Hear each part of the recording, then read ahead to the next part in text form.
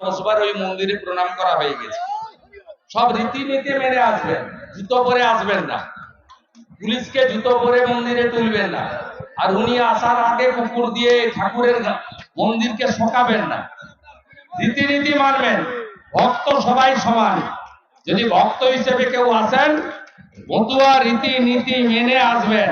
এখানে যদি মুখ্যমন্ত্রীর ভাইপো হিসেবে ক্ষমতা দেখাতে আসেন, আর কেউ স্বীকার করুক না করুক, মতুয়া সমাজ স্বীকার করবে।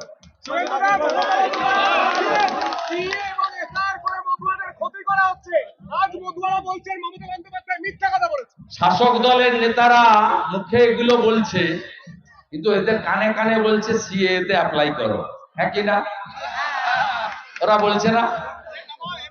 শাসক দলের যত পঞ্চায়েত কাউন্সিলর আছে, যারা আছে, তারা ক্যামেরা সরিয়ে কানে কানে বলছে সিএ তে অ্যাপ্লাই করো, আর মাইকে বলছে ক্যাকাচি।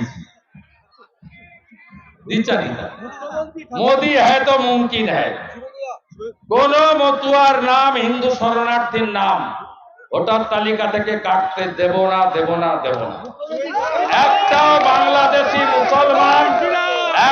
বাংলাদেশি মুসলমান রোহিঙ্গার নাম ভোটার লিস্টে থাকতে দেব না, দেব না, দেব না।